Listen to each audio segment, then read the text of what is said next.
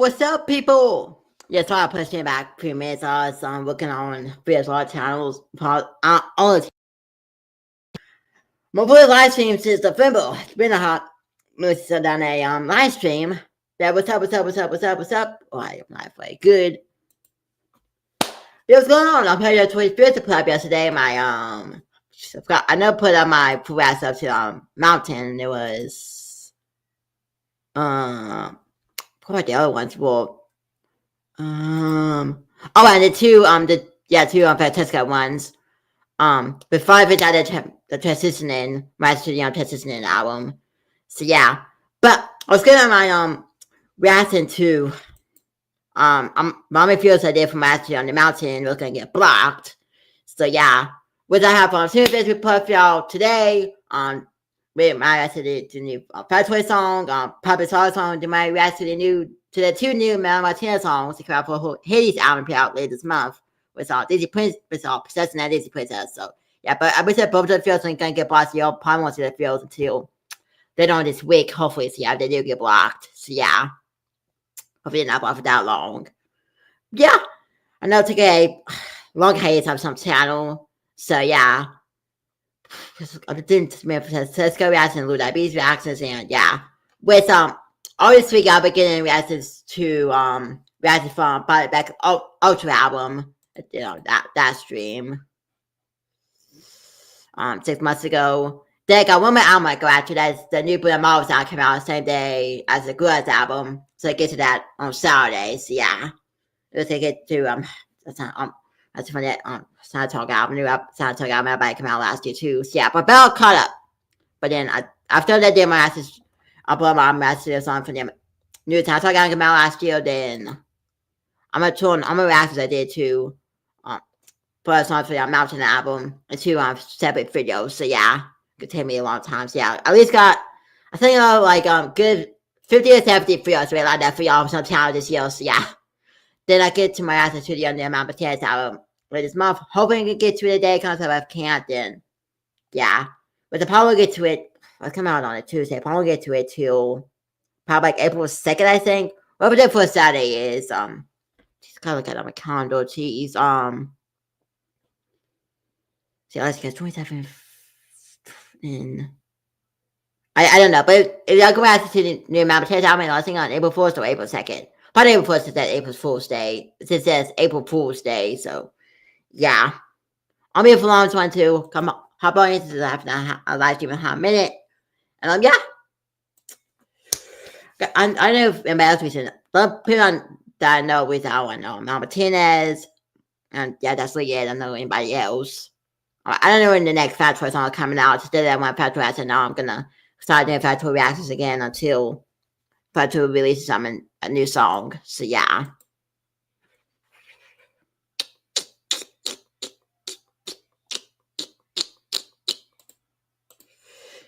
Yeah, this channel has been dead. But I'm gonna say this now because I said this in my message. I said to the princess today, that I wish to go forward to my hours live channel. But with Francisca Chris, I'm gonna be quitting all my map stuff, which includes this house. So that's why I'm gonna ask this done because St. Francisco will be quitting like next year. So yeah. I only have one more year left on this channel. And same with all the map channels, Substantial, live streams, and specific productions. With reminder how about Christmas to come out this Friday. Could be a bonus song. Could be a bonus song from album. So actually, I'll be uploading something. I'll be making the fields of private. So y'all will see them until the day down comes out, which is Friday. So yeah, it's about 6. Yeah, about 6. So yeah. Yeah, just but that's wrong. I'm not telling you so anymore. Jeez, I gotta change that. That's way wrong. Jeez. Let me say that they could get out on this albano. Because that's really wrong. That's not close to right. Oh, 6. Right. Yep. I do know it's right.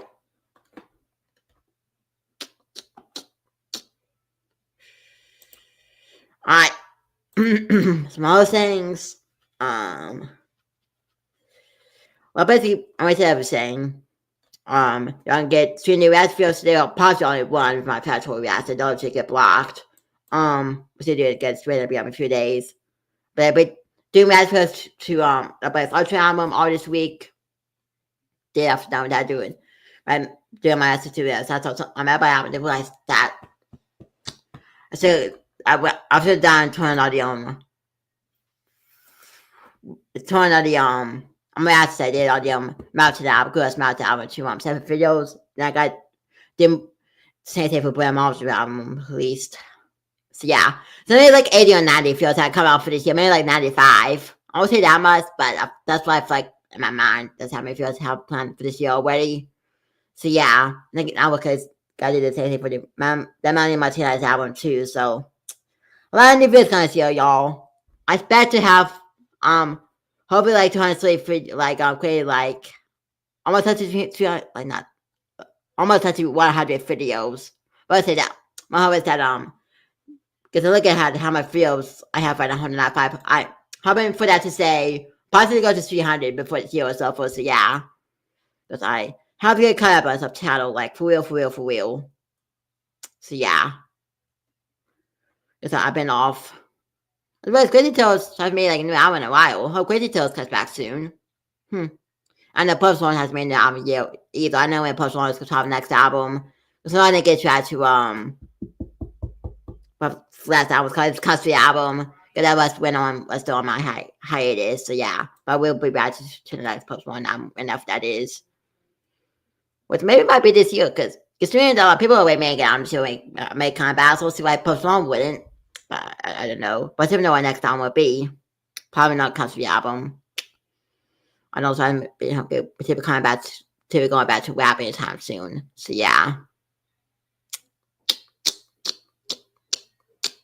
I know Luna said with the film Hot Box or Red to that way was on my haters.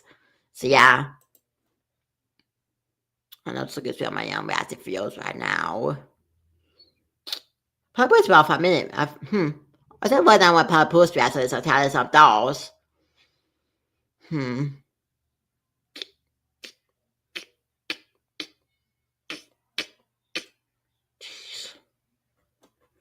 Blood Love Feels on channel. Oh yeah, I know if I make y'all place in the round on my measles this year. If they do, and it's not a time maybe man, so I know. No it's album, it's not a type maybe man, so yeah. And I will do a new EP in my own free time, so yeah. But hopefully Post Malone is coming out with a new album soon. So yeah, because the last Post Malone album I read to some tower, so I'm trying to create too fake. So yeah, I know it's back in 2022, so it's been a long time since I read to a Post Malone album on some channel.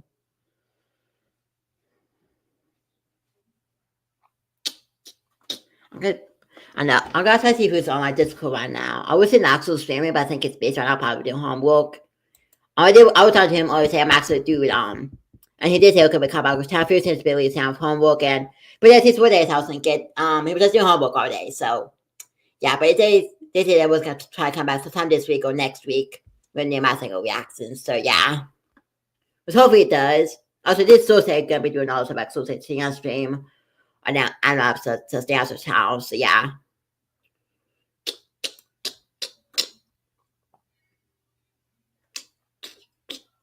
And I'm planning to do a I should that be this stream? Because I was planning to just do that on them apps. I just have, but because I know what else to do for this stream, and I think I'm good.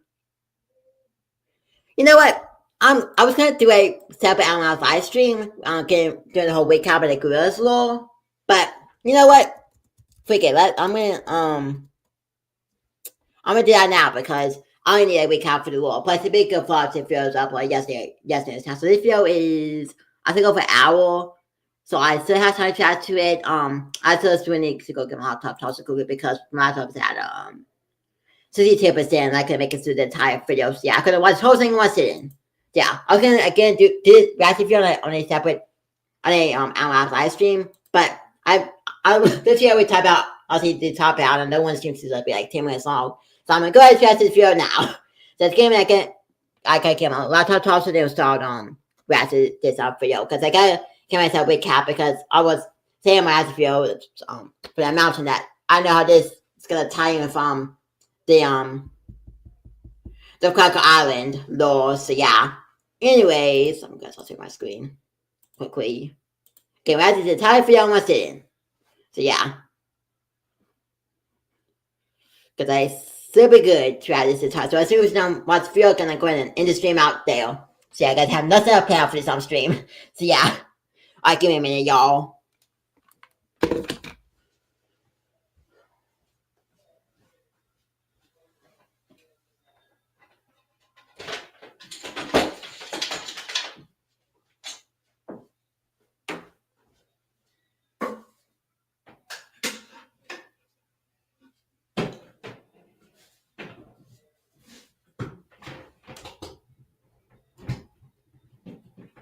I got it.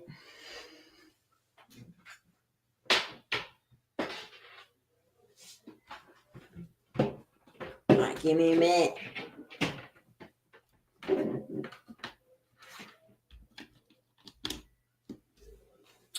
Alright. Should be good now.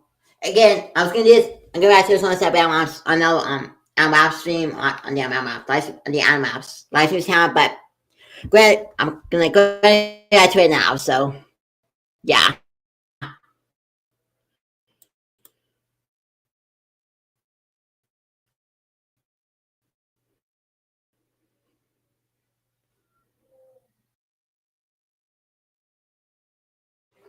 I went there with Cap because I was looking because I wonder how Mountain can continue from Cracker Island, which would be last phase 7. So it'd be in phase 8 now with Mountain. Story to tell that it would be impossible to include every tiny detail. Gorillaz has been building their story for 2 decades now, and I plan to chronicle it all into a comprehensive video.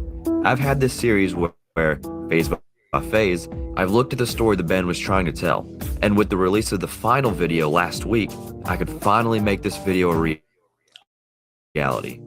Oh, so like a compilation video. With each main album signifying what phase we're in. For example, their first album is phase 1, while their second album, Demon Days, is phase 2. If you want to skip to a specific phase, time codes will be in the description.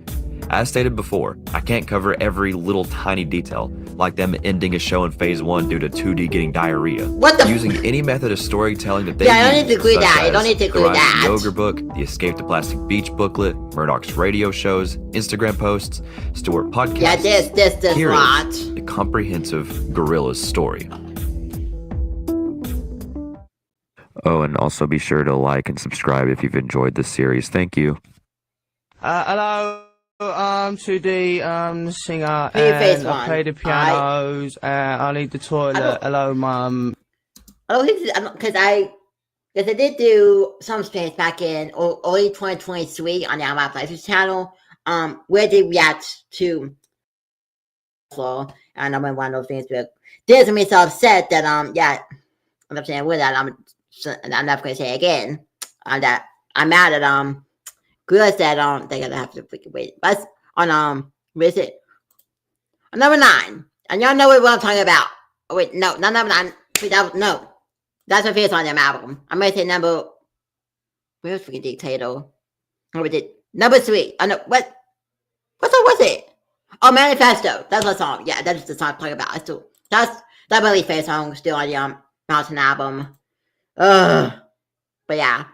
So I don't think it was this video I watched before on those streams, or maybe I don't know.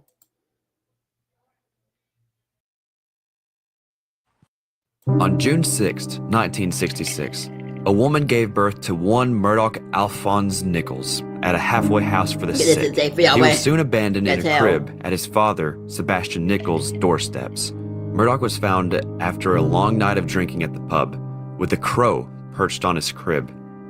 Murdoch's father was mean to the young boy, forcing him to do performances at the pub even though he didn't want to, fearing his wrath. He was forced onto these Are You a Star shows to make tiny amounts of money.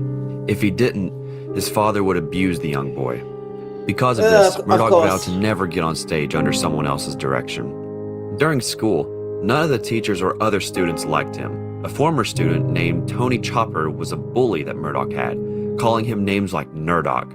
One day, Murdoch stood up to his bully, calling him a useless, bloated, backward waste of space who would probably end up getting a job holding up a for sale sign on corners of streets, only to then himself get fired and replaced by a bucket of soil.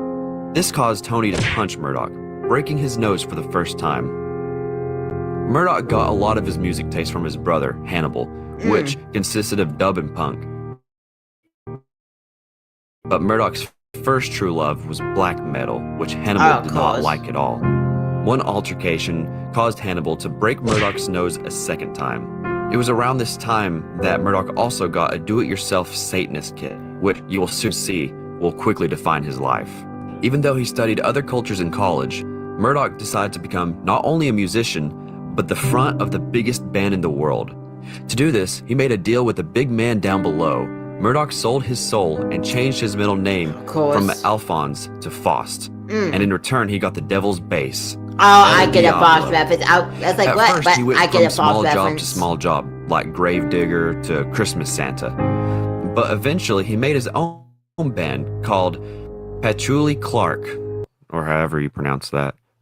Yeah, And then after that failed, Kiss and Make Up, then Bullworker, the Stupid Name Gang, etc., etc. One thing stayed consistent to all the bands and why they failed. That was Murdoch's crow-screeching vocals. If he wanted to have the biggest band in the world, he was going to need a singer. Stuart Harold Pott, or Stu Pott, was born on May 23rd, 1978, and from a young age, music and films were a huge part of the young boy's life. When Stu was 11, he fell out of a tree, landing on his head and knocking out all of his hair. When it grew back, the color was a vibrant blue. This is where Stu's eventual addiction to painkillers began, for his mother was a nurse and had an unlimited supply. However, music isn't what Stu wanted to be in life. For at one point, he wanted to be a storm chaser and then a painter. But this was all about to change because Murdoch had other plans. D-Day, August 15th, 1997. It's just another day for Stuart. He's at his job at Uncle Norm's Organ Emporium when Murdoch decides to act on a heist. He's going to drive straight through the front window, steal as much as he can, and drive away. However, in this robbery, Murdoch drove straight into Stuart's head, fracturing his left eye and leaving him in a catatonic state. Murdoch was arrested and was sentenced to 30,000 hours of community service, along with 10 hours of taking care of Stuart. But instead of actually taking care of him, Murdoch bullied and abused the comatose boy. Kicking, punching, dunking, nothing affected Stuart. Until one day, they took it too far. Murdoch was at a car park, showing off his 360-degree donuts, trying to impress the ladies, when BAM! He hit a curb going 90. This sent Stuart flying through the windshield at 70 miles an hour, skidding his face for half a mile. But then he got up. His other eye was fractured, but he was described as a blue-haired, black-eyed god. Murdoch immediately knew that this was his new frontman. It didn't help that he had 8th grade piano skills and the voice of an angel. Murdoch gave him the name 2D for the 2 dents in his head from the accidents, of course. Even though Murdoch constantly beat and abused him, 2D saw Murdoch as a savior. He believes that Murdoch saved him from almost dying that day, instead of being the one who almost killed him. I love you, Murdoch. Look, I won't say it again. I saved your life. You owe me your soul, man. Okay. Next up, Murdoch needed a drummer. Russell. Russell Hobbs was born on June 3rd, 1975, and unlike Murdoch and 2D, who were born in the UK, Russell was born in Brooklyn, New York. When he was younger, his friends were killed in a drive-by shooting, with his friend Dell dying instantly right beside of him. Russell recounts that he saw the Grim Reaper for the first time that day.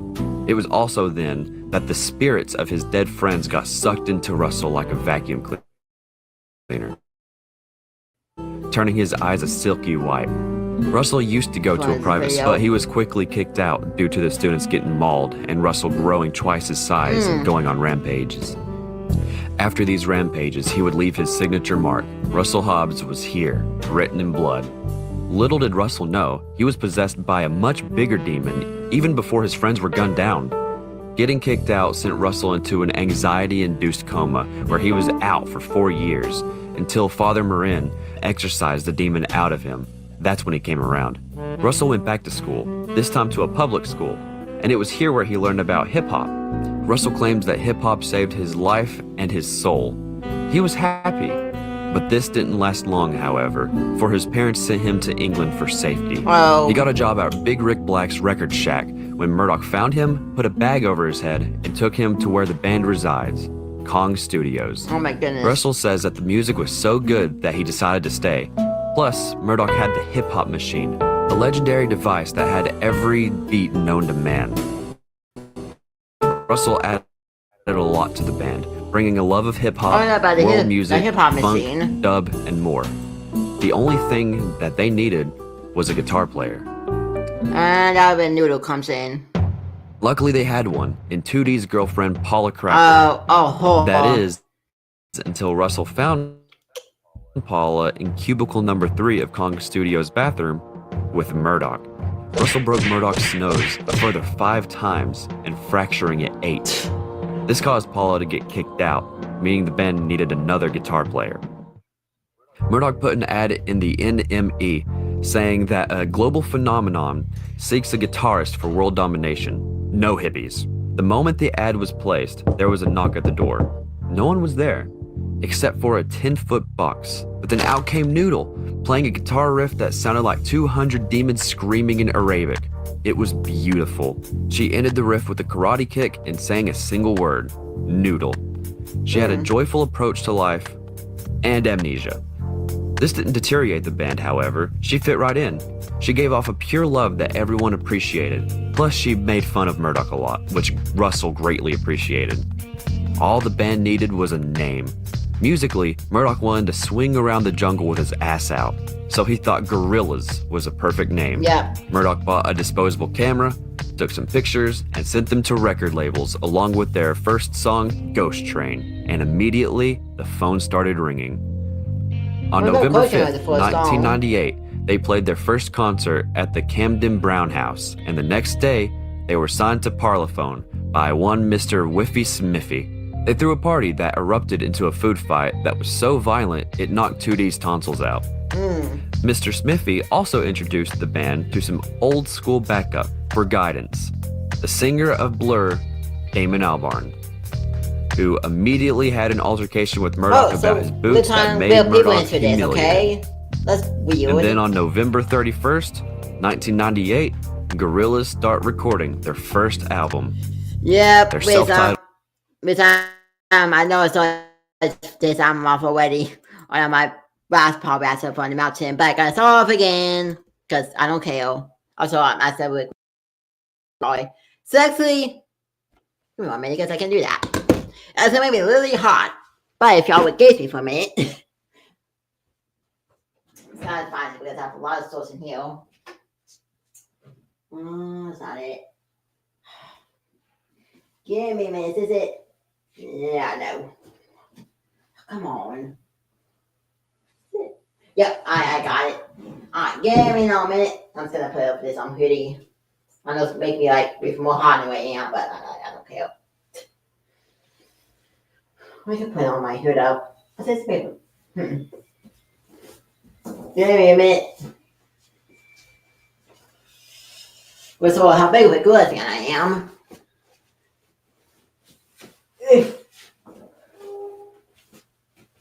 There we go. This is to be able to. It's gonna be. Hold on a minute. This might not work like I thought it was. Oh, almost. There we go. Alright, there we go. I'm gonna do the rest of the sunglasses with my face come on because why not? Okay, y'all I know. Same person. Alright. Got my good sort. See all the killers on it. But you know what? Let's get a dog and I'm gonna do the rest. I'm gonna turn my light back on. Just getting on dog. So yeah. Oh my goodness. Jeez. But what I was gonna show was the subtitle I'm gonna give, which is phase 1 with the face getting food. I'm gonna keep this down to the face is oval. So yeah. Alright, let's continue, y'all.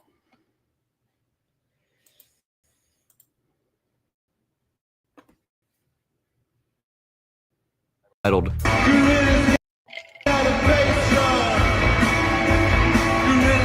Jane Birkin, she makes me feel all funny in the nether regions and pink bits and yeah.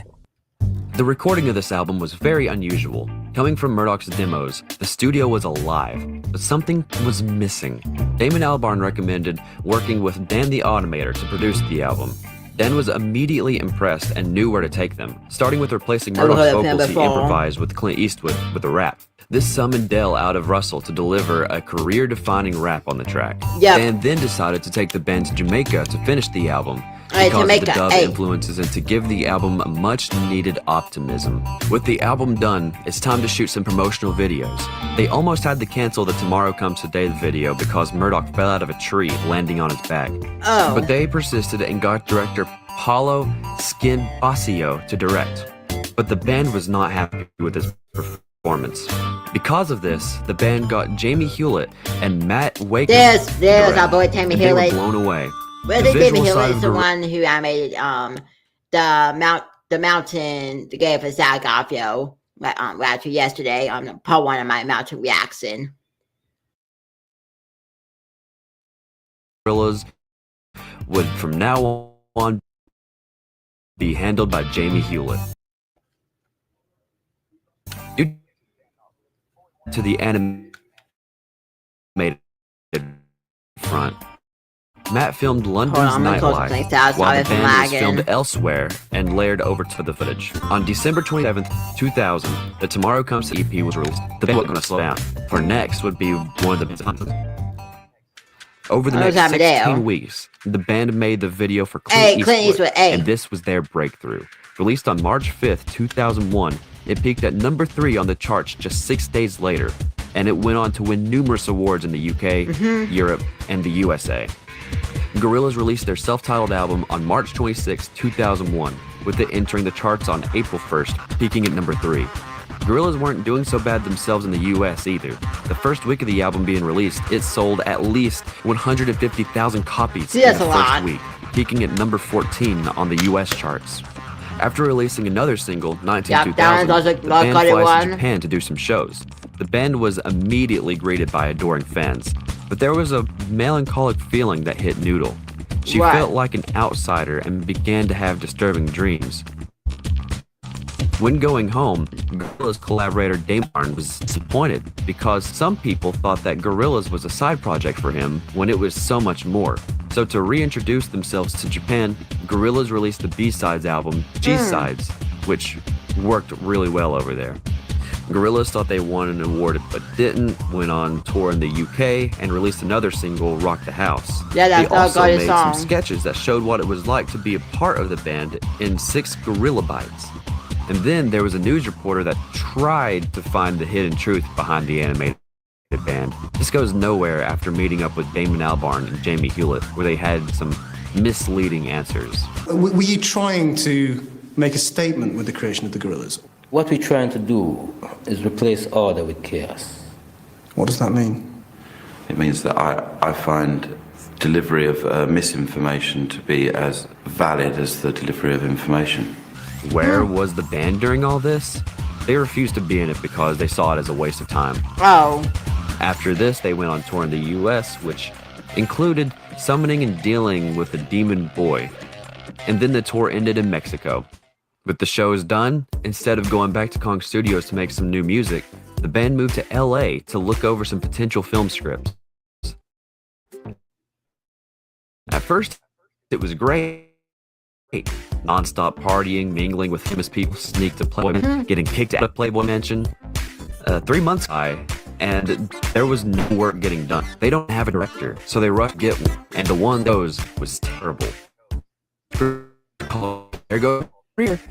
Script so off the walls that it was ridiculous. The only time the band left LA was to play at the Isle of MTV. It was here where Murdoch was handed a release to sign album, but remixed by a trio called the Space Monkeys. Basically, Tubi left Kong Studios unlocked, thinking that they were going to be gone for only 3 weeks. not months.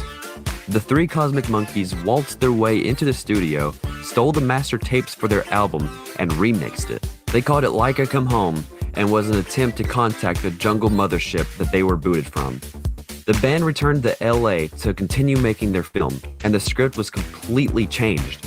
Everyone was extremely upset. So upset that they decided to get a hotel room and write their own film. Everyone but Russell, who was growing impatient with the situation, was excited. This should only take 2 days.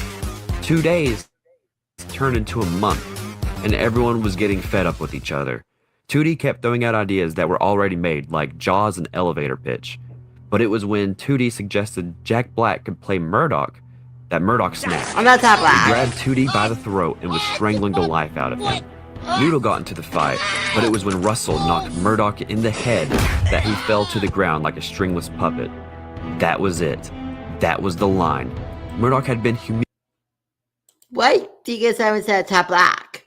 Now it's funny that I think to humans, the top black is actually the from humility from them for the humans album. But what the Murdoch was like when 2D missing top black. That's kind of interesting.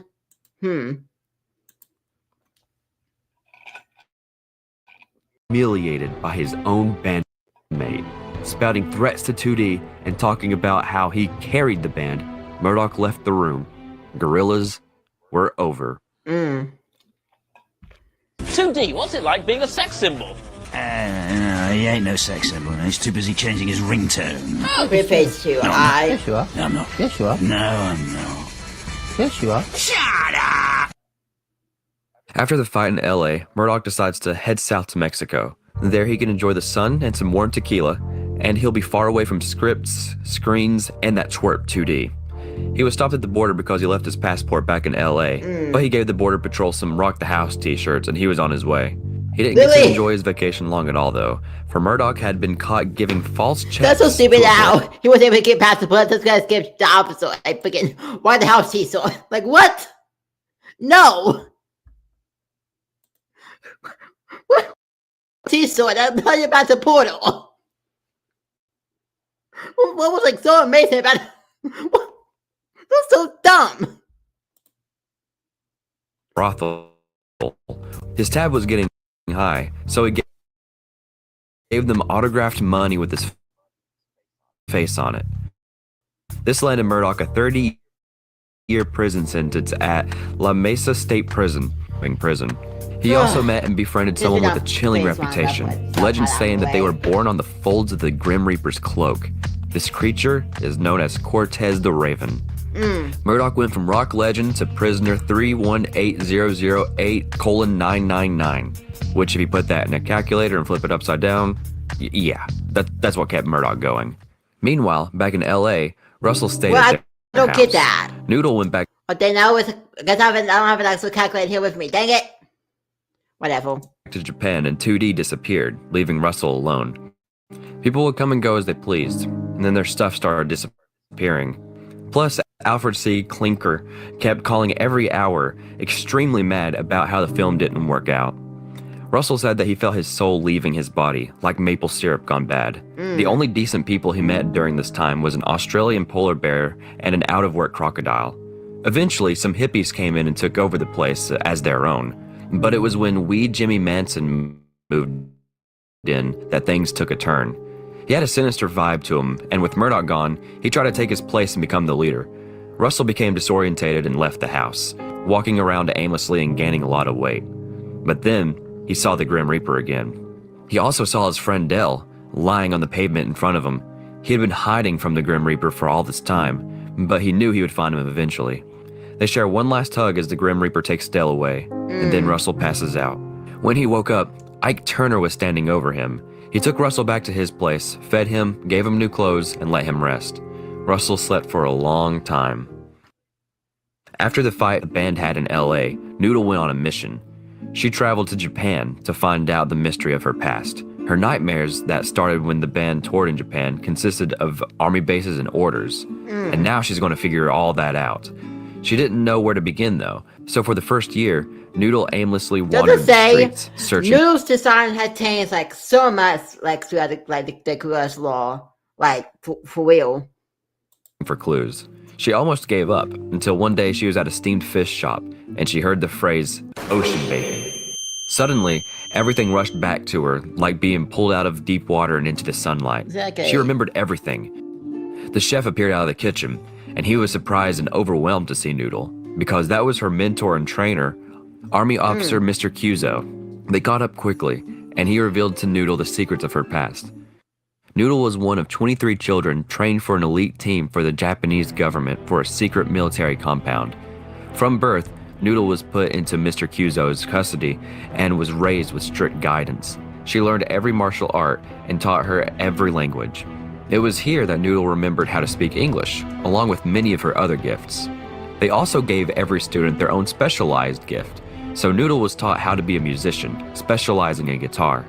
Noodle and the other children were used as attack weapons, and the damage that they caused to Tokyo was catastrophic. There was a password to wipe their minds if they got caught by the enemy, and there was a password to activate them as well, with Noodles being ocean bacon.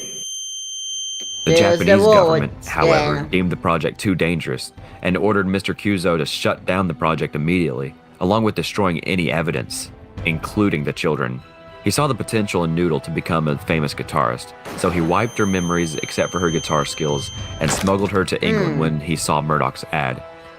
With all this information, Noodle knew what she must do. She returned to Kong Studios to complete her unfinished business. 2D, on the other hand, was having a brilliant time. He hung around Brian Setzer and became a member of the Viper Room Club, which is where all the celebrities hang out. He also met Brett Eklund through Brian, who he immediately fancied with the copy of The Wickerman that Murdoch lent him. Noodle was gone and Russell was acting weird, so he called Eklund and she said to come on over. He stayed at her place for about a month or two, but left because of how strange everything got. She was always naked, banging on walls all night, and there was a dude who played a wooden flute in another room. But it was when they started building a giant wicker statue that 2D had enough and decided to go to his dad's place in England. Yeah. His dad now ran the fun fair down in Eastbourne, and 2D got a job collecting money on the Switchback ride. This gave 2D a new sense of job satisfaction that he had never felt before. These were the happiest days of 2D's life. 2D also became good friends with Shane Lynch, a former member of the boy band X-Boyzone. The pair were inseparable, with 2D even getting into Shane's hobby of monster trucks. There was no more Murdoch to bully him, so 2D got his ego back. Plus, he realized that it was him that made Gorilla successful in the first place. 2D had a new, more positive view on life. He was set.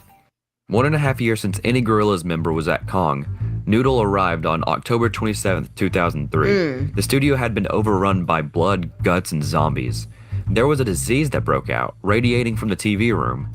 She found that the infection was coming from the airwaves broadcasted to the TV, with an endless stream of useless info, made-up history, soul-sapping celebrities, and time-rotting garbage. It took Noodle 6 months to make the area habitable again, but the broadcasts were still occurring. Noodle needed a way to bring light into the world, balancing the darkness. Thus, she started developing an album that would soon be known as Demon Days. Meanwhile, in Mr. Turner's basement, Russell is starting to come back to his senses. He had an urge to make music again, so Mr. Turner and him started work on what was described as a hip-hop Sgt. Pepper's, named the Seventh Heaven Hip Hop and Harmony album. Jeez, that's it was supposed to be a good, warm album to bring people together, but it became something else, something evil. The songs ended up with the life of their own, trying to lure you in and steal your soul. Russell had to bury the album, and to get away from everything, he returned to Kong Studios. Murdoch spent his time well in prison, catching up with literature, writing lyrics. He even passed a medical exam that legally entitles him to experiment on monkeys. But Murdoch wanted out. He wanted to make a new album, get in advance, and get away from the garbage prison food. So he made a papier-mâché version of himself and put a tape of him moaning on repeat so the guards would think that he was having a bad morning. As soon as he got out, he just kept doing the same thing that got him arrested. He didn't change a bit. Except this time when the police came to arrest him, he left a note saying, "See you later, suckers." Oh my goodness. Murdoch got on a plane to England and was making his way back to Kong. 2D was starting to get nostalgic for the band. Gorillaz isn't something that you just walk away from. So when Noodle texted 2D, telling him about the demos and asking if he minded singing on them, 2D made his way to Kong, with confidence fully restored. The rest of the band arrived at Kong Studios on March 3rd, 2004. Noodle explained to them the state of the world and the importance of this album that she laid out, and thusly, the band got straight to work, recording their next album. Demon Days. Even though they left in a rough state, the band was happy to be back together, creating music with one another. Everyone absolutely loved Noodle's demos she created. She decided immediately that they needed a producer to give these songs life. And Dan was out. He was freaked out by the spirits left at Kong and dropped the project. Plus, he wanted to kick Murdoch's ass. Impressed by the Grey album, Noodle wanted Danger Mouse to produce the new album. It was difficult to get a hold of, but after a long and persistent process of blackmail, midnight calls, and sincere pledges of artistic intent, Danger Mouse joined the project. Once he was at Kong, him and Noodle talked endlessly about the album and its direction, while Murdoch made everything unbearable by groaning or quacking while he was listening to the recordings. They decided to have the album be a journey through the night, with each song being a different demon that humanity faces. They also decided to have a cast of collaborators to represent different cultures. Damon Albarn, smelling another great record, came along to give a helping hand, supplying Noodle with an endless supply of soundtracks and musical references. He gave vocal lessons, and now 2D sounds like he's trying to do an impression of Albarn's voice. Getting collaborators to come to Kong proved difficult. They couldn't even get a pizza delivered there. But they persisted, and their attributions to the album were impeccable. After many frantic days and sleepless nights, Gorillaz went to Pierce Room's studio in West London for overdubs and final mixing. Then the album was mastered in New York, and finally, Demon Days was complete. After recording the evidence of zombification in Kong, Noodle released this footage under the guise of a Gorillaz video entitled Rocket. This was the first song Noodle asked 2D to sing after his return. It's a commentary on how music doesn't have meaning anymore. It's just a bunch of blah blah blah blah blahs. So, Noodle wanted to find other like-minded individuals with genuine talent, so she set up Search for a Star to assemble a creative army. What was the prize? To become a Gorillaz collaborator. I tell you what, mate. If all the world's a stage, I'd get off it if I were you. And after over 4,000 submissions, they found 3 winners: an animator, a graphic artist, and a musician. These would be showcased on the 4th single. Finally, Noodle created the Reject False Icons campaign. Printable from their website or available at select record shops, were stickers designed to be placed on posters with mindless celebrities, encouraging viewers to think for themselves. With all this out of the way, it's time for the band to make their first public appearance since the Isle of MTV Festival in 2002 with a new, proper music video. Noodle got in contact with Jamie Hewlett for the first time in 3 years to begin the story for a little song called Feel Good Inc. Work began on the video and almost everything went smoothly. There was an incident involving Murdoch getting pulled over for having drugs, and said drugs paralyzing him from the waist down. Plus, De La Soul got over, so they didn't take anything seriously at all, kept giggling their heads off, and kept picking on 2D. They even bought a tiny island, gutted the insides, and put helium in it so that it would float, giving Noodle the island she's on during the video. The song and video were a smash hit. Releasing on May 9th, 2005, it immediately went to number 2 on the UK charts, staying there for 5 months. In the US, the song wasn't performing as good. That is, until the iPod featured the song in an advertisement, blowing the song up. It stayed at number 1 on the rock radio for 9 weeks and sold over 2.5 million singles. Gorillaz had a lot to prove with this next album. They had to prove they're not a one-trick pony, they're not a geek, that there's something more. And on May 23rd, 2005, Demon Days was released to the public to critical acclaim, peaking at number 1 on the charts and staying in the top 10 for 22 weeks. They had to follow this up with another single, and so they did with the song Dare. After this, the band put together a virtual radio tour across the US called the Demon D Tour. The plan is to go to a studio to rehearse, then go across America to different radio stations and perform live there instead of booking concert venues dealing with screens. Starting from when they got to the studio, the band started receiving odd phone calls consisting of disturbing messages and even death threats. The band ignored them, but things got weirder when, at their first performance in Seattle, their A&R man for the tour was revealed to be none other than Wee Jimmy Manson. Turns out, he auditioned for Noodle's Search for a Star, but Murdoch laughed at him or walked away anytime he played something, which greatly annoyed Manson. He looked up to Murdoch, and he humiliated him. and now he's managing this tour. His schedule was relentless, but Murdoch passed the time by becoming friends with Manson, and Russell got into taxidermy. Even though the buses were meant to be indistinguishable from others to keep the band private, that didn't stop them from getting shot at. They were tailed by a mysterious car, shooting at them anytime they looked out to see who it was. Russell believed it was the demon boy they summoned last time they were in America, but no one believed him. Everyone had a few guesses. A woman that Murdoch swears he didn't knock up a few years ago, Paula Cracker, who had a grudge against Noodle for taking her spot in a newly successful band, Murdoch's dad, whose name appeared in the papers recently calling him a neglected father by an ungrateful son, plus previous directors Paulo Schimbasio, or however you say that, and Alfred C. Klinkler. All right, damn. During the tour, their bus was broken into, and they left Scorpions. Plus, mystery fires broke out while they were playing. Someone was trying to get them. There were even shots fired outside the station they were playing at, and someone named Grassy Knoll was arrested. However, the band wondered if this guy was just a decoy to throw off the American government. Murdoch got frightened by the assassination attempts, so he went to Jimmy Manson to tell him to make it stop, which it immediately did. The rest of the tour, they had to travel at 200 miles an hour to make sure they made it to the radio station on time, but they persevered and finished the tour. Although, on the plane ride back, Russell noticed 2 helicopters following them. Once they got back to England, they began filming the video for their next single, Dirty Harry. But as soon as they returned home, they began work on their performance that was going to be unveiled at the MTV European Awards. However, they were contacted by the Manchester International Festival to perform at their show on the same exact day. They didn't want to pass this up, so they commissioned top-tier musicians to perform in their place, including Damon Albarn. This eventually became Demon Days Live and was a huge success. After the show, De La Soul immediately hopped on a plane and headed to Europe to perform at the show the band was focused on, the EMAs. No more hiding behind screens, no more being on screen. The band was on stage performing Feel Good Inc. in front of a live audience, and it was massive.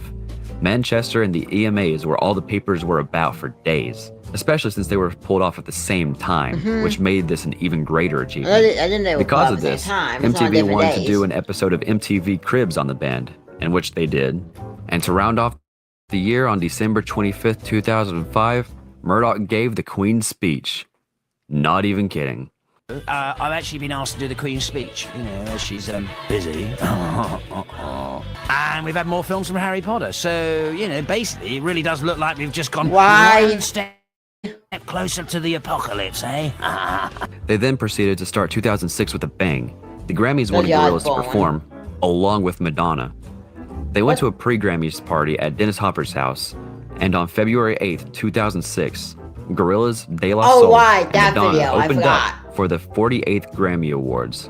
They performed at the Brit Awards and announced a Demon Days Live in Apollo, New York. However, in Manchester, everything was paid for, but not in the US. So, Murdoch had to make a Motorola advertisement to pay for it.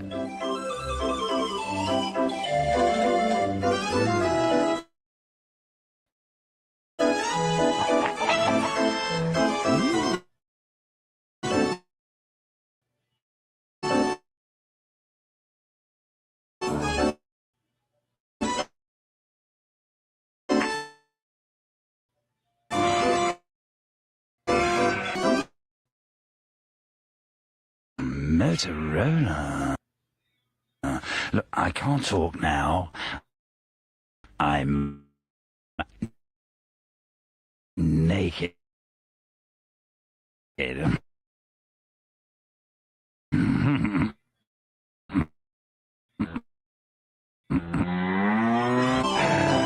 realized that they friends that Murdoch was trying to assassinate.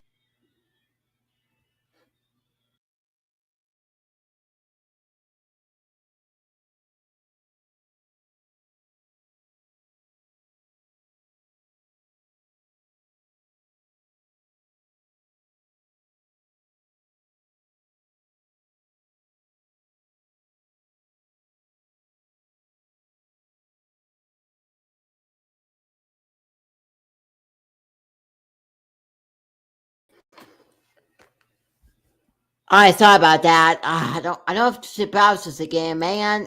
I think the browser can work better than the Microsoft Edge one, but still like a lot. I'm having my school Chromebook, which I I think it's fine for now. Okay, I'm gonna back up this by a few seconds. Started. Yeah, this is where I'm at.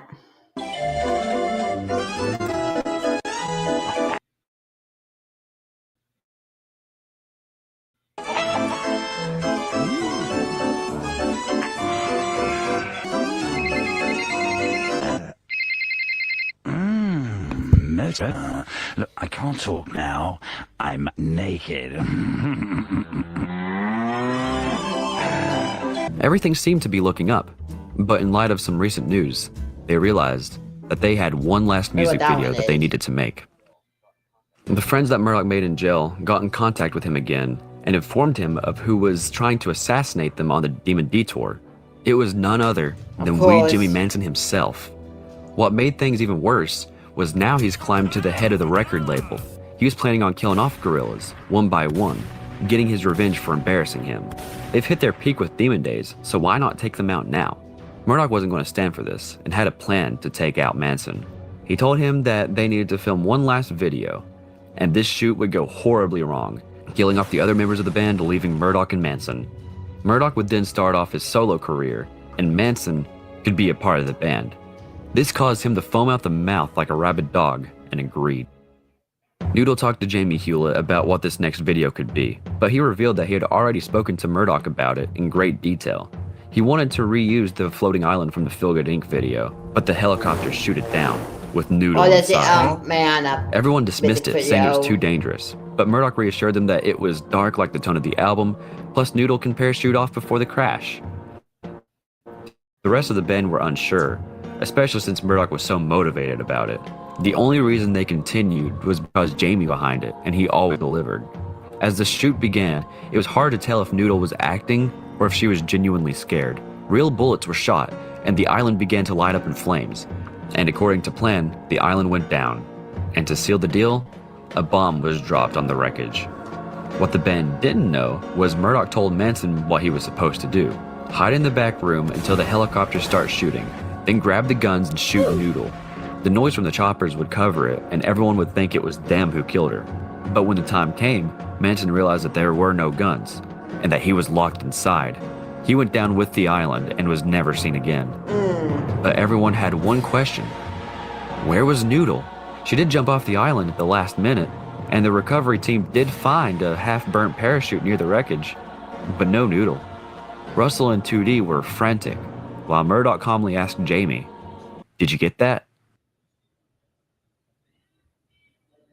7 months pass.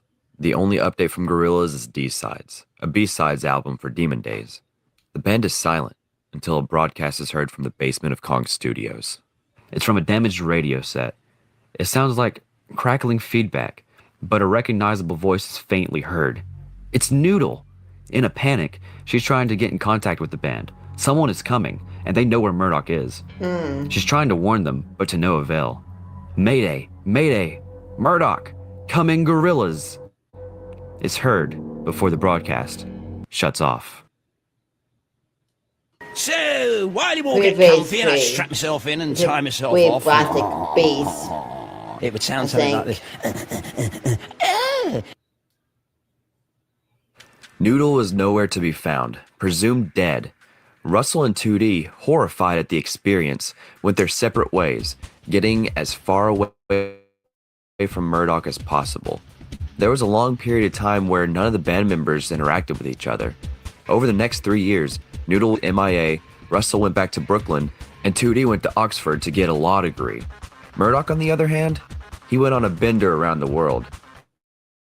Eventually, his money started to run low, so he started selling broken weapons to underground networks. He would buy older guns, repaint them, and sell them for profit. All was good until Murdoch sold some weapons to a group of pirates named the Black Clouds. They've been pursuing Murdoch, wanting payback after he sold them duds. Murdoch had to get out of Dodge, and quick. So, he burned down Kong Studios, blaming it on some kids so he could get insurance money.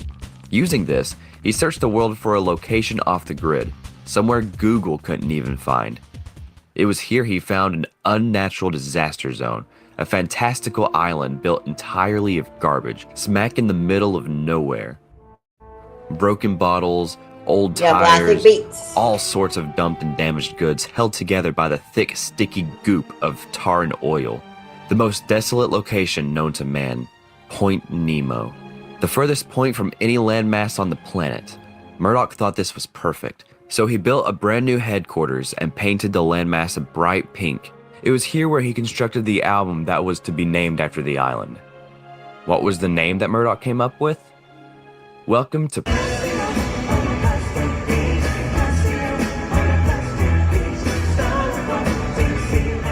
It's one of my favorite On his final albums. move to the island, assassins sent by the Black Clouds made a move on Murdoch. They took a shot at him and missed, hitting the champagne bottle, shattering it to pieces. They were onto him. So Murdoch needed a bodyguard. But with Noodle gone, he also needed a guitarist. So he decided to kill two birds with one stone. Using some DNA he grabbed from the El Manana crash site, Murdoch constructed a cyborg replica of Noodle. Yep. For drums, he had a cheap dinky drum machine that could replace Russell. But one thing that he couldn't replace was the angelic vocals of 2D. And he was unwilling to perform with Gorillaz again. So how was Murdoch going to get him to Plastic Beach? Well, 2D failed at getting his law degree, so he's currently on retreat in Beirut. And Murdoch, well, he had his work cut out for him, for a mysterious figure gasses 2D, causing him to pass out and wake up in a suitcase on Plastic Beach. Hey, just a quick side note. I personally believe that this was retconned. I think that Murdoch was the one who gassed 2D and took him to Plastic Beach. Yeah, I mean, that makes sense. For one, every mention after this has been Murdoch saying, basically confessing that he did. I got 2D out here. He didn't want to come. He was scared, scaredy cat. But he didn't actually have much of a choice. I sort of, I gassed him and shipped him over. Right? Kidnapped, shoved in a box, and then sort of freighted over. So that was the vocals sorted. And then two, it just doesn't make any sense for this mysterious figure to capture this random person and take him to Plastic Beach. So I think Murdoch did it. I don't know if it was the original story or if, or maybe there was like a miscommunication with the animators, but I don't know. I've always just believed Murdoch to be the one to capture 2D instead of this mysterious figure, but that's what's in this video, along with this little lore booklet that Gorillaz released. So, yeah, side tangent over. Back to the video. I think that's a good theory. This would be the worst experience of 2D's life. He was held captive and constantly abused by Murdoch and Cyborg Noodle, forcing him to sing on the album. He was locked in the lowest level of headquarters, underwater in a sort of aquarium. Yeah, I was, I'm missing it now. No, actually, I'm missing it now. That's the song I'm thinking of is into a song machine, and on phase 6, because that's in before Crackle Island. I'm missing out since back time, but I know freaking Murdoch Bruce on 2D. Doing some music for your fan and made music for your baby for the Lost Cause song for the song machine album. That makes so much sense, and I think it's what that's Lost Cause song about. But that's all I'm missing about it for now because I'm not gonna miss my other two get to the song machine era. I just wanted to mention that quickly, but I'll get continued. Plastic Beach era. Aquarium where he was kept watch over his biggest fear, a whale. I only really joined the band to make music, and now I'm being held captive by a bastard bass player in an underwater submarine. It's making me want to die! And I guess it helps that he's always looked up to me as a kind of father figure. In your dreams, Pedro. Sod off your guff. Right! That's it! The only time that they brought him up was to sing on the album. He missed Noodle and Russell. Plus, he was forced to quit painkillers, so he fell into a deep depression. Another thing that Murdoch needed was some collaborators. So, he chloroformed some new and returning talent and had them shipped to Plastic Beach. When the poison wore off, Murdoch stuck them in the recording booth and forced them to sing or play.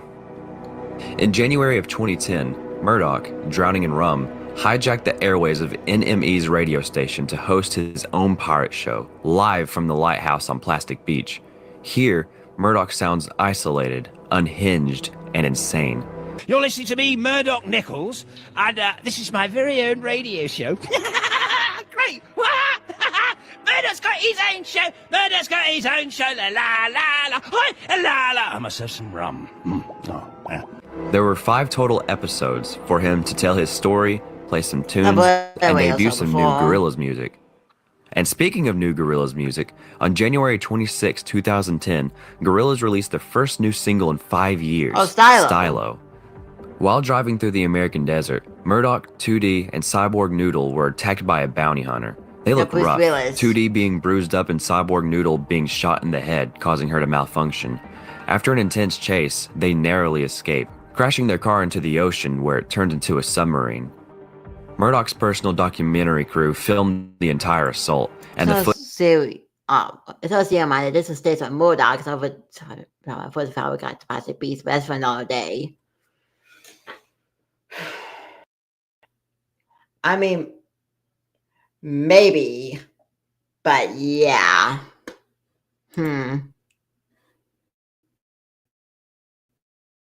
Footage was used to accompany the single. The crew also got footage of an entity named the Boogeyman, a demonic figure that is the living embodiment of all the world's evil. Murdoch argued it before, and now it's on a mission to claim his soul. Around this time, mysterious footage began to articulate online. It was none other than Russell, throwing himself into the ocean in a rage. He left a note, leading many people to believe that he was ending his life. Little did they know that he was making his way to Plastic Beach. Sometime later, a boat in the middle of the ocean comes under fire by pirate jets. An employee races to the ship to evacuate everyone when he runs into this woman. She calmly gets her suitcase, grabs a machine gun, and goes out to shoot down the pirates. This is revealed to be Noodle, now in hiding and supporting a cat mask. She shoots down one jet, but another one blows up the ship that she's on, forcing her to retreat to a nearby lifeboat. After floating around for some time, she is surprised to find that Russell not only found her, but is gigantic. You see, he's been swimming his way to Plastic Beach, and all the pollution from the ocean made him huge. Together, they plan to reunite with the rest of the band. Meanwhile, Murdoch, Cyborg Noodle, and 2D are making their way back to Plastic Beach along with the collaborators. They have a run-in with the Boogeyman, in which Cyborg Noodle attacks with shotgun fire. However, the Boogeyman escapes, with the fog falling back to reveal Plastic Beach. The album would be released on March 10th, 2010. And while it didn't have the best reception when it first released, it would eventually become a fan favorite. Yep. It's a very theatrical and electronic-heavy album with a strong focus on environmentalism. Like Demon Days, the songs have withstood the test of time, being more prevalent now than ever. With this new album under their belt, it was time for Gorillaz to go on a world tour. But, with the band in shambles, Murdoch had to improvise. He got Damon Albarn to put together the best musicians in the world to go and perform live, to then be joined by the real Gorillaz if they were to ever get back together. Gorillaz were set to headline Coachella in 2010, making their first live show since Demon Days live in Apollo, New York. Too bad Murdoch had a missing work visa and was deported back to Plastic Beach. Oh my God. Even though no original member of Gorillaz made it that night, the audience still went wild. Was Murdoch now a side act in his own band? The band continued to tour in the UK without Murdoch, but he assured his audience that he would be back. While Murdoch was getting deported, he stupidly misplaced his passport, and there was no chance of him getting it back soon, so the live band continued on. The Camden Roundhouse show in particular was hard for Murdoch because it was given many 5-star reviews, with Damon Albarn and crew being commended for their performance, talents, abilities, visions, and collective collaborative outlook. Murdoch commissioned them to perform his songs, and they decide to cut their captain? To make things worse, footage of the live band was spliced with Murdoch, 2D, and Cyborg Noodle being injured was used to advertise future concerts. Murdoch has never been so humiliated. When he was broadcasting live on XFM, Murdoch announced that he had plans to kill off the band, and only a cartoon could get away with it. You know, Gorillaz ain't just Damon Albarn and his gang of hapless goons. It's us, me and you, 2D. There'll be curtains for anyone who stops us, right? Yeah. Okay. Yeah, curtains. Yeah, I'll get you. Yeah, no one rubs me out, yeah. I'll bloody kill you. My sentiments exactly. So you're in? Yeah. Great. Yeah, okay. But it seems this story has a happy ending for Murdoch and the gang. For What? eventually, they were seen going on tour with the live band, starting at a festival in Beirut. They continued going on tour. Alright, good. However, they were more like roadies because they spent the entirety of their shows locked in the dressing room. Even though the album had already been released, one artist really wanted to be on the new Gorillaz record, so they made their own track to Plastic Beach. This would be Daly, who got his own submarine and ignored all of Tootie's warnings not to come. Right now. But he was determined. He wanted those downloads. Once he arrived, Murdoch heard him singing to a seagull while covered in oil, and he had some golden pipes. So, recognizing talent, Murdoch slipped a bag over his head and had him sing the song Don Chromatic. It was released as a single and as a bonus track in some reissues of the album. During the American leg of the tour, Tootie had been working on new Gorillaz music entirely on his iPad, experimenting with different sounds everywhere he went. This collection of songs eventually was released as The Fall, released on Christmas Day for free on Gorillaz.com. It had an official release of April 18th, 2011, with the singles Revolving Doors and Amarillo. When the three make it back to Plastic Beach after the tour, Murdoch records his 5th and final episode of his pirate radio show. But in doing so, it alerts the Black Clouds to his location, leading to an attack on Plastic Beach.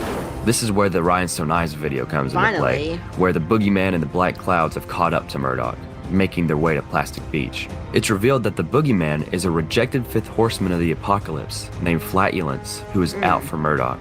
He also summoned the Gorillaz live band, revealing that they had been a part of the Black Cloud this whole time. With a full-on assault taking place, Cyborg Noodle gathers the collaborators to return fire. But doing so, she gets shot. Murdoch hides for his life and Tootie is still trapped in his room. However, Tootie squanders in fear when he sees the whale that's been watching over him this whole time is coming straight for him. He gets swallowed whole by the whale, right as a giant hand grabs a hold of it and tosses it far away. It's Russell! He had finally made it! He opens his mouth and out comes the real original Noodle. She removes her cat mask to reveal the facial burn she got from the El Mañana shoot. Still though, the island was under heavy fire, so all the band could do now was escape. Here's where we hit a crossroads. Plastic Beach has an ending that was retconned with the release of Humans. While I'm not going to get into it this video, the dedicated video I made for Plastic Beach goes into detail about it. So, check that out if you're interested. But for now, let's talk about the canon ending to Plastic Beach. Right. She said, "Can you hold my coat for me?" And I had 2 cups of orange juice in my hand, and I said, "I can't. I've got two cups of orange juice in my hand." We humans. And then she just started hitting me with her handbag. The attack on Plastic Beach had, once again, left the band separated after a brief reunion. Tootie was still trapped in the whale's mouth. Murdoch and Cyborg Noodle hopped in a submarine and made their escape, and the still giant Russell shoved Noodle in his mouth and got out of Dodge. Somewhere off the coast of Japan, Russell was mistaken for a whale's harpoon. He managed to escape ballisness. He washed up on a North Korean beach, where he was then transported to Pyongyang, exhibited like a modern-day Gulliver. The leader claimed that Russell was Pulgasari, the North Korean equivalent of Godzilla, and he had conquered him. Eventually, the food rations caused Russell to shrink back down to normal size, where he was then sent back to England, the leader claiming that he defeated Pulgasari. Russell wandered the streets until Gorillaz collaborator Jeff Wooton let him crash on his couch. A few days later, he got a call, and without delay, Russell made his way to West London. Noodle woke up in a strange Japanese village where she was nursed back to health by an old pearl diver named Chiyoko. Noodle became her apprentice to repay her, and she was a natural. All was good until one day, Noodle came across a pearl shell of unearthly size. She opened it, releasing the shape-shifting evil demon, Mazu. She had to kill it, and the only way she could do that was by chopping his head off. But this was difficult because finding a shapeshifter is really hard. For years, Noodle tracked Mazu, and she finally found him in Tokyo, where he was at the top of the criminal underworld. She disguised herself and infiltrated his headquarters. While he was distracted by a drinking game, she finished the job. She escaped Mazu's bodyguards and packed herself into a FedEx freight. Where was she sending herself to? West London. Oh, there we go. After a lifetime of eating ocean garbage, the whale that had swallowed Tootie had died. His carcass washed up on a deserted island where Tootie was finally free. to die of starvation. For months, Tootie was stranded, forced to eat the well that he had previously lived in, until one day, he spotted a plane. Moved to tears, Tootie went the direction the plane was flying, and 23 minutes later, he was in the middle of a full-scale beach rave. He wasn't stranded at all. He was in Guadalupe, off the Mexican coast. Oh. Tootie joined the party, taking some strange-tasting brownies and getting third in a wet t-shirt contest. This gave Tootie a eureka moment. He was going to take a gap year to find himself. It turned out to be easy because, well, he was right there. But he stayed anyway.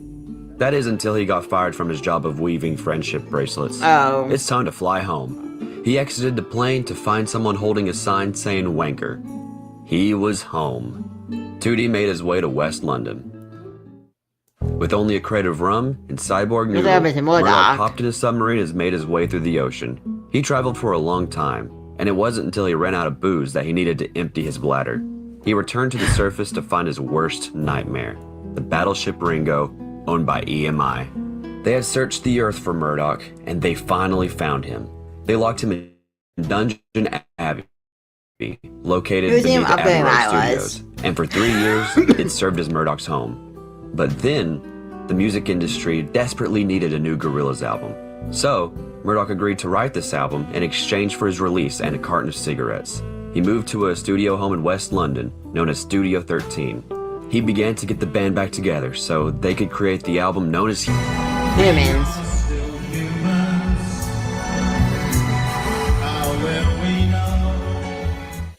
Everyone noticed that the time in prison, well, this time, really had an effect on Murdoch. He actually showed regret for his past actions, but he would still tease the band from time to time.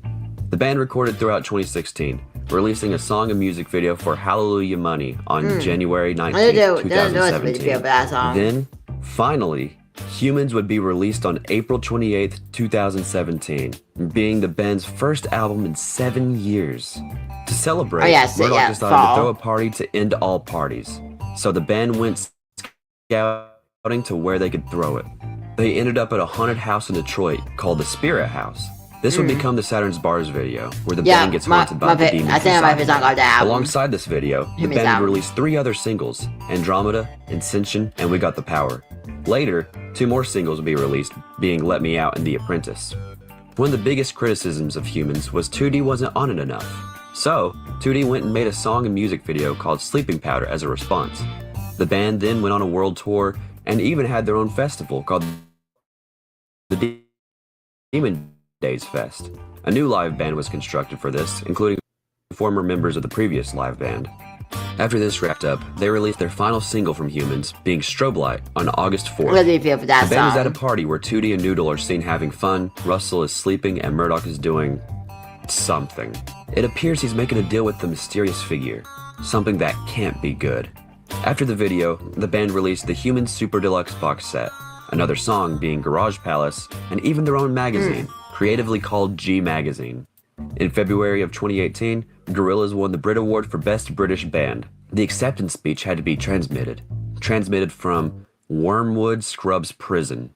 Sorry my bandmates can't be with me. I'm detained by your Madge. Not the American Madge, our Brit Madge. Jack the Hat, Cyrus the Virus, Big Balls McGinnis, no balls McKinney, long Lenny. What happened this time, Murdoch? Yeah, what? Oh, now, that's... Damn, I just saw that top accident with Murdoch out of the picture and Humans being very successful, Tootie decided it was his time to shine. They recruited Ace D. Coppola to replace Murdoch temporarily. He was famous for being the leader of the Gangrene Gang in Powerpuff Girls, it's weird about Powerpuff Girls Noodle was a fan of. He was also a close friend to Murdoch and was green, which made him perfect. With Tootie in the driver's seat, the band recorded their next album, The Now Now. On May 31st, the band released the song and music video for Humility, where we see the band enjoy their day at the beach. The most surprising is 2D, roller skating around the boardwalk much happier than usual. That is until Russell trips him, causing him to lose his balance much happier than usual. That isn't... Tapak is here too now for some reason. Yeah, because remember...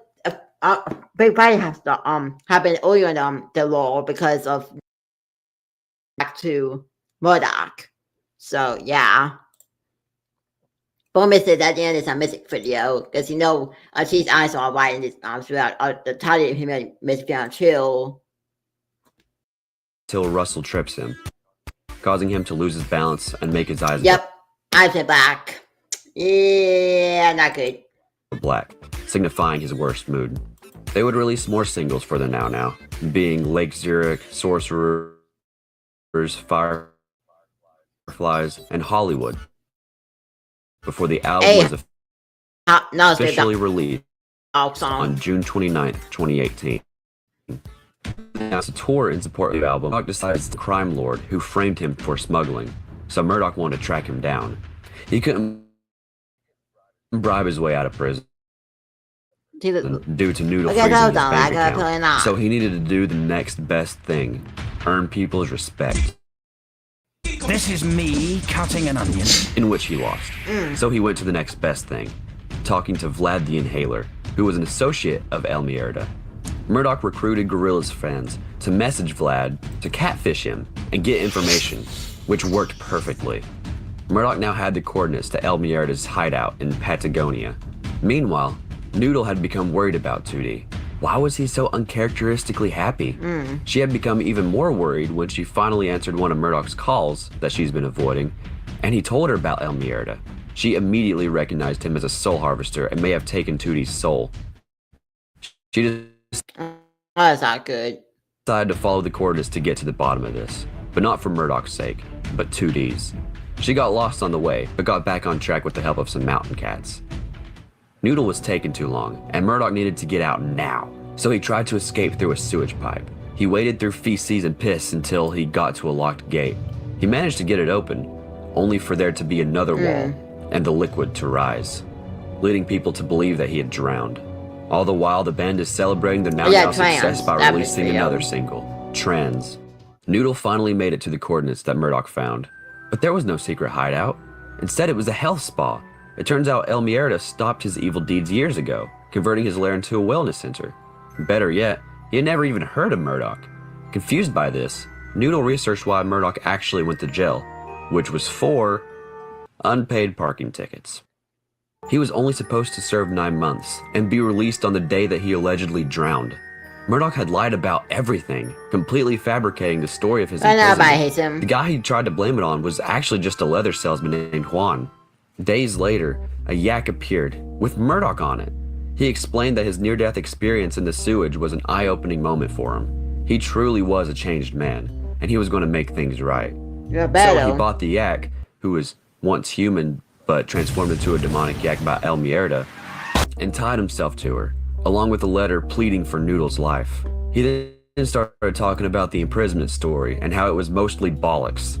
He was acting out for attention and felt the need to keep it up, even though the story grew more and more insane. He felt terrible for putting Noodle in unnecessary danger and made the trek into the snow. They spent the day at the spa before heading back to finish the final leg of the Now tour. They sent Ace packing, and Noodle learned that 2D was acting differently thanks to Murdoch not being around to bully him. Murdoch believes that he missed him, which isn't entirely wrong. The Now is 2D's album, and a major theme on it is longing for someone you used to be close with. The live visuals all but confirm that in the Gorillaz universe, these songs were written about Murdoch. Even though he's bullied and abused him, 2D still values Murdoch's friendship. Near the end of 2018, Gorillaz collaborated with G-Shock to make some watches and go on an interstellar adventure. They got into some beef with aliens before befriending them with the power of G-Shock. They also had their second Demon Days Fest, this time in America opposed to England. The band then took a brief hiatus to travel the world before beginning work on the machine. Amazing.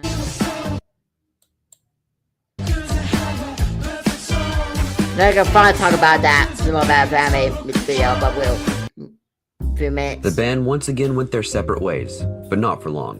While at Lake Ermia, Noodle sent a postcard stating that the world is disappearing, the forest is burning, the seas are overflowing, and she wants to see all these places before it's gone forever. She then asks if the machine is ready. 2D, who is in Beirut again after failing to get a law degree all those years ago, asks what the parts are used for. Russell, in Mexico, is in love with the hot sauce, so he's planning on bringing it to the masses. Oh yeah, and the machine is going to be ready real soon. Murdoch, He's just drinking in Ibiza. The band reunited at Studio 13, being rebranded to the New Kong Studios. Here, they activated the machine, which was revealed to be the Song Machine. Russell described it as a new way of doing what they do. The machine runs on the unknown, on pure chaos. You will never know who will walk into the studio next, so you must be ready to produce like there's no tomorrow. Suddenly, a portal becomes available to the band members, allowing them to go wherever they want when the machine is on. This allows the band to collaborate with artists all around the world, like Slow Thigh and Slaves and Momentary Bliss, and Fatimara Diora and Bessel. I'm so sorry if I mispronounced that. With this collab, 2D, Noodle, and Russell stepped through the portal to Lake Como to record with her, but Murdoch was left behind, unable to open the portal. This left him at Kong, sad and depressed. Even though he said that he wasn't, he lied. Out of jealousy, Murdoch invited 2D on a motorcycle ride and tried to drug him with truth serum in the video for Ares. Murdoch thinks 2D controls the portals and he wants the scoop. When Noodle heard about this motorcycle ride, she quickly acted because she knew something was up. When Russell and Noodle finally caught up, the band got into a fight, leading to their messed up appearance in the Friday 13th video. Murdoch never got that information due to being knocked out before the serum kicked in. After this, he locked himself in Kong's basement, working on something that would change the effing world. Something that required 500 pounds of wood and a blow-up doll. This would be revealed in the music video for Pac-Man, his own Argon accumulator. A box that blocks traumatic energy and replaces it with healing energy. Oh, and also he has his own portal, but he's not too impressed with it. He also got 2D a Pac-Man machine that entranced him to play for 9 hours straight. Turns out, it was haunted by something, and the other band members would feel the effects of the game. The band spent a lot of time converting the old Winnebago into the SS Winnebago Humility 3, a full-on spaceship that flew them to the moon in the Strange Times video. Noodle destroyed the billboard referenced in the lyrics for Magic City. Murdoch fell into an obelisk, transporting him back to Kong Studios, and Russell wrote the message, "Be the change," for everyone to see. Then, while 2D is singing with Elton John in the Pink Phantom video, Murdoch tries to catch the titular ghost. This is an embodiment of negative energy. It could have came from the portals, it could have came from the Pac-Man machine, it could have come from the negative energy radiating from Murdoch's Argon accumulator. I like to believe it originated there and then hid in the Pac-Man machine until this video. That makes sense. Gorillaz finally released the album Song Machine Season 1 Strange Times on October 23rd, 2020. Shortly after, the band took a drive through Vinewood from Grand Theft Auto 5, and this is my favorite video throughout the entire phase. I love seeing the stylo modded into GTA, driving around familiar locations. And the Pink Phantom from the last video is locked in the trunk. Too bad Rockstar took it down, causing them to change the video to them driving throughout Los Angeles. Anywho, an abrupt portal appears, taking the band back to the place they regret most, Plastic Beach. 10 years after the events of Plastic Beach, the band returns and is immediately hit with the trauma of the now I can't. Russell is huge. I now get to about school finally again, but I'm not lag because I'm trying for a good bit, 2-3 minutes maybe. But I'm gonna at Family Feel before for Law School on this album was on the scene. And talk about how that family feel. So it's 2D abusing Murdoch abusing 2D. And we read the lyrics of the Law School song. They make so much sense, like let me see if I can look up the lyrics for the song right now, read some of them. Because it makes so much sense about if this song about Murdoch abusing 2D. Because that family music video,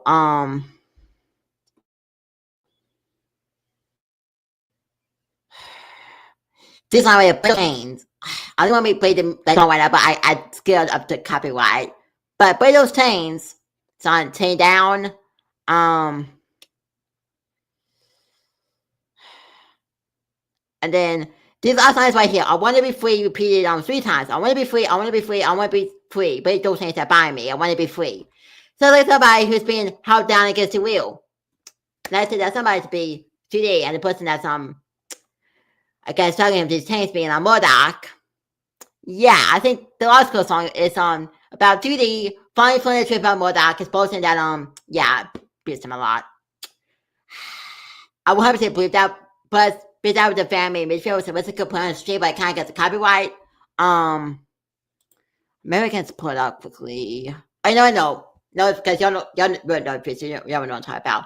But again, because why would I want to be paid like 3 times? Like, it's really like saying out to be free from Murdoch, like abusing him. Well, it's luckily Murdoch doesn't do it anymore, but talk about, you know, when he used to. Does that family midfield makes like so much sense. So yeah. Anyways, that's all I'm talking about for that family midfield. Just wanted to finally get out of the way. Huge again. Noodle finds her old mask. Tootie spits up a well, and Murdoch finds himself in the boogeyman's mask, a deactivated cyborg Noodle, and Daly, who apparently never made it off the island. Oh no! As the pink phantom flies away, a sea monster emerges from the ocean to destroy the island. Everything is engulfed in flames and explosions, and cyborg Noodle sinks to the bottom of the sea. The band quickly makes their way up to the lighthouse, where Murdoch once held his pirate radio show. A portal suddenly opens, and 2D, Russell, and Noodle make their way through it, leaving Murdoch to sink with the island. That is, until 2D comes back, grabbing Murdoch's hand and pulling him through the portal, metaphorically showing that he forgives Murdoch for all the trauma he put him through those years ago. That's what I'm talking about. Again, being behind 2 chains. I want to be free. Okay, stop. Y'all get it. Starting in October, the band started the Song Machine Radio, a show where each member got to play some music from the album, music from collaborators, and talk to their guests. Then, to celebrate the final single for Song Machine releasing, the band performed a show in the basement of Kong Studios and live-streamed it for the world to see. This was the first time we got to hear Song Machine music live. Sometime after this performance, a demonic sinkhole started to form under the new Kong Studios, causing the band to be evicted. They went on a road trip in the Winnebago, and during this trip, they made the Meanwhile EP, being released on August 26, 2021. This is a homage to the Notting Hill Carnival, an annual event that's been shut down 2 years in a row due to the coronavirus. For the 20-year anniversary of Gorillaz, they released an almanac, and coincidentally, never-before-seen classified documents. These were found by a whistleblower for an organization called the Department of Music Correction, or DMC. These documents were released in a reissue of their self-titled album, and the whistleblower, known as G-Flat, was fired. With no place to live and no studio, the band needed to relocate. And Murdoch might have found just the place in Silver Lake, LA. But the island it was born. There you go, finally face, finally. It's been a long video. Our story begins when Gorillaz move into a house in the hills above Silver Lake, LA to record their new album. Murdoch keeps getting distracted by their neighbors, more specifically the head hostess, Moonflower, who he has the hots for. Another thing distracting him is a beautiful prophecy, a prophecy stating that he should start a cult with him as the leader. The prophecy was very clear on that last part. Russell and Noodle opposed this at first, but Murdoch reassured them that this is a nice cult for nice people. After a chat, Russell and Noodle agreed to join in hopes of bringing people together to make a better world. And thus, the last cult was born. A great day of reckoning was nigh, and there was lots of work to be done. So, at a diner, the band divided their work by each person. Murdoch would be the great leader and use his charm and shamelessness to expand the flock of the last cult. Russell was named Seeker of Truth and would use his intellect and Googling skills to shed the light on Murdoch's prophecy, which was, at best, pretty vague. Noodle became the scholar, studying ancient texts in order to write the last cult's doctrine. And 2D became the chosen one, chosen mainly to sweep the mansion floors and launder the sacred robes. Murdoch has 2D dig a lot of holes too, for some reason. And Russell begins watching a broadcast called the Static Channel, saying that it has coded messages hidden within the static that will lead them to the promised land. One day, 2D orders a pizza. He hears knocking at the door, thinking it's the delivery guy, but it's their neighbor, Moonflower. She came to tell Murdoch to stop looking over the fence at her. To impress her, Murdoch buys an obelisk, like the one that she has, but hers is taller and more freakier, which she doesn't even notice. This annoys Murdoch, along with her calling him Martin. However, he still tells 2D that Moonflower is the one and that he loves her. So at this point, Noodle starts to wonder if this whole cult thing was already starting to go sideways. Either way, Murdoch tasks 2D with painting the obelisk with 6 coats of the last cult's signature colors, pink. Soon after, 2D goes next door to have a cup of tea, and he finds out that they're a cult too, known as the Forever Cult. They take a liking to 2D, saying that he's welcome anytime. Murdoch is heartbroken by this. How could she prefer someone so lowly over him? These feelings would have to wait, because Russell was getting closer to solving the prophecy. While Noodle finds a pamphlet from the people next door detailing a free aura exam. 2D asks her if she wants to go, but she declines, saying that nothing is free. Next door, Moonflower asks 2D to join the Forever Cult, saying that he won't have to dig so many holes. When talking about Moonflower, 2D says that she is much kinder than Murdoch. She even says that he has a nice aura. Meanwhile, Russell is very in tune with the Static Channel, writing nonsense on the whiteboards and making a mess of the wallpaper. The band start to wonder if he had lost it, yet Murdoch still has hope for him. Noodle finds a movie poster from 1923 called The Hills Are Hungry. The lead actress, Lady Hollowdown, looks suspiciously similar to Moonflower. After looking her up, Noodle finds that she was a big shot in the early days of Hollywood. She bought up land and was a big investor in something called Hollywood Land. Reviews for her movie were really bad though, but Noodle had one conclusion: the Forever Cult and that movie studio were one and the same. Then, Murdoch stops broiling himself to extract his divine essence and plans on bottling it for the masses, calling it the essence of Murdoch. This leads to a very unpleasant and toxic smell that Noodle isn't too fond of. Russell, on the other hand, is getting ready for the bumpy ride that is the way to the Promised Land. After almost a whole year of watching the Static Channel, Russell believes that the portal to the Promised Land will open above the Hollywood sign at New Year. He shows up, bag packed and ready to go, and nothing happens. After this, Russell is so tuned into the Static Channel that he has stopped responding. Murdoch is worried. Some minor yet important, I guess, events that happened are Moonflower gives 2D a picture of an eyeball and tells him to put it above his bed, and then it'll watch him sleep. That's creepy. And then another one is Murdoch tells 2D to dig another hole, saying that the new him is at the bottom, and then the ground begins to shake as he's digging. However, things start to pick up when Moonflower tells 2D that Murdoch is a false prophet. And he believes her. Not because of the cult thing, but because he told 2D that he would pay him for painting the obelisk, but never did. He's a false prophet. Murdoch didn't take too kindly to this and calls him a non-believer, saying that he's not going to the Promised Land. 2D is sad about this, but at least he can get the peppermint tea the neighbors make for him. He says that they grow it in the garden and that it tastes funny, but it's so good. So good, in fact, that he may back and go get another. And at one point, he never comes back to Gorillaz' HQ. Noodle gets worried and goes next door, only to find that the compound is empty, all but a ripped piece of paper with a cryptic message, potentially putting 2D in danger. Murdoch is still upset, going on a rant about 2D, calling him a traitor, sworn enemy of the last cult. He's even wearing their signature color of blue.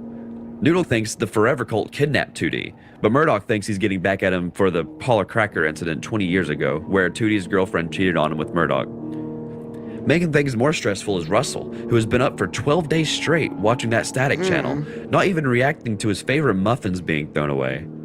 However, over a period of time, 2D still hasn't come back, and Murdoch starts to believe Noodle, becoming worried and pleads for 2D to come home. However, Russell finally cracks the code and realizes just how much danger 2D is in. On February 8th, 2023, under the Hollywood sign, there will be a rupture in time that will allow the Forever Cult to stay forever young. They just need a 100% pure blue flower to sacrifice, and that flower being 2D. They have theoretically been doing this ritual every 25 years, starting in 1923 with Lady Hollowdown, which is an anagram for Hollywood Land. The band makes a plan to save 2D. Drugged out of his mind, 2D slurps on the smoothie Moonflower gave him. He has a sense of hope and joy seeing the sacred wheel being prepared. Everything is going to be okay. And finally, we have reached the silent running video, where we see 2D tied up to the sacred wheel and being lowered down to be sacrificed to the monster seen in the Hills Are Hungry poster, so that they can keep the Forever Cult young. 2D's bandmates come to save him, but it seems like even Moonflower has a change of heart when 2D shoots her a heart-piercing look. After the last cult's cover is revealed, the two factions battle it out. Murdoch goes to save 2D, even though Moonflower was already doing that, but he isn't as strong as her, so the weight of 2D and the will begin to pull him forward. This slams him against the well, causing his essence of Murdoch to fall out of his robe. Seeing 2D free-falling, the monster gets excited and jumps for him, not knowing he's actually about to intake pure 100% toxic substances. This causes the monster to explode, saving 2D and killing everyone else. Moonflower, on the other hand, simply falls over unconscious. The explosion from the monster causes the police to arrive, and Murdoch flees the scene, while Noodle and Russell check on 2D, although Russ doesn't seem to be in the best mind space. With the band arrested, this is where the music video for Cracker Island starts. After being arrested, the three were taken to Los Angeles County Hospital, where they were questioned and I assume checked on. See what I mean with especially 2D and Russell. Noodle Man. A heavily drugged 2D is telling the police what went down, while Russell is once again watching the channel. Noodle is trying her best to just do damage control. Russell then seems to get possessed by some force or entity and walks over to the group. Then, a mysterious ghostly figure makes its way to the band as Murdoch makes his grand entrance. They take off the blank to reveal that it's Moonflower, but she morphs into Lady Hollowdown from the Hills Are Hungry poster. They share a kiss as a news report of what just went down is on TV, and 2D sings, "There's Nothing Left to Say." Cracker Island, the album, was released on February 24th, 2023. Instead of following a cult theme like the lore did, it went for a more isolating approach by detailing what it's like on the TV. My time came out, I think, not came out 3 days after Cracker Island came out. So yeah, it was over 3 years between Cracker Island and Island. It explores themes of loneliness, fake stars, social media, and others. Later on, Moonflower, Eleanor Hollowdown, revealed her backstory. Time cannot be stopped, or can it? The newly founded Hollywood might have been a solution to that, being forever immortalized in film. With no talent but all the money in the world, she started a film production company and made herself the star. It was here that they discovered the one who dwells beneath, the Hungry One. The first sacrifice was an accident. A young crew member fell into the pit and was devoured. After Eleanor released her first film and it flopped, the crew realized that they weren't getting any older. They're staying forever young. However, over time, the miracle wore off, so they had to find a second sacrifice. And it was here that they made a pact. Every 25 years, they must feed the monster down below. Time has passed, and now 2D was the next sacrifice, but his aura was the purest they had ever seen. Racked with guilt and wanting the cycle to be over, Eleanor began dropping clues to the band to intervene and stop the nightmare, in which they did. Because of this, she was given a few more days of mortality and finally agreed to go on that date with Murdoch. Eleanor, who is now restored back to her true age of 123 after the events of Silent Running, still went on that date with Murdoch. They went and saw The Hills Are Hungry, the film that started it all. However, she didn't make it to the end of the movie, disintegrating to dust. Noodle watched the pink dawn rise over LA. The new tomorrow was here. She went to blow up the Hollywood sign to end the biggest cult that still remained, but she reconsidered, thinking that there's a better way.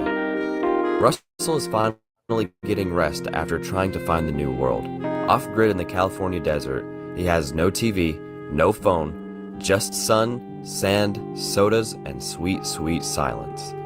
Except for the vultures and gunshots from the biker gang in the next valley. Russell, for the first time in a long time, felt good. 2D went down to the cave that the monster was in and where he was almost sacrificed, and played a beautiful tune. He didn't hold a grudge. There's nothing he can't forgive or forget. And finally, the cult disbanded, and the LAPD has a search warrant for their LA mansion. So now 2D, Murdoch, Russell, and Noodle pick up fake passports and are off to Mumbai.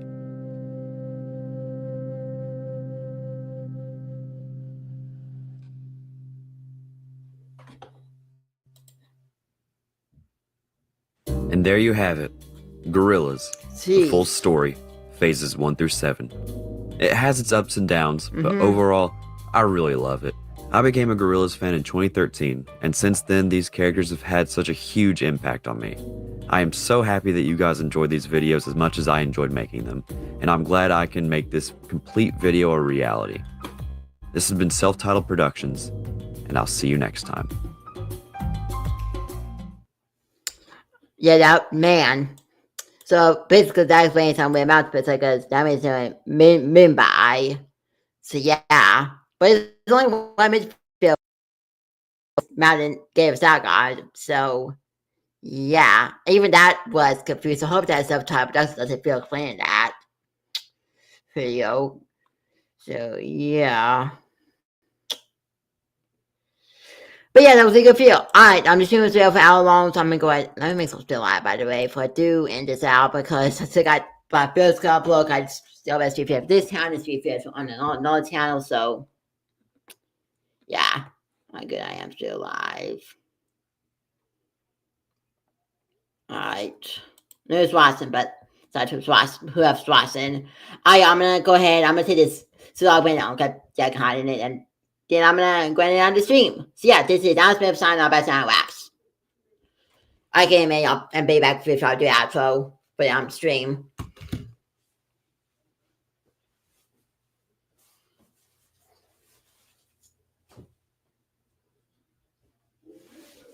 There we go.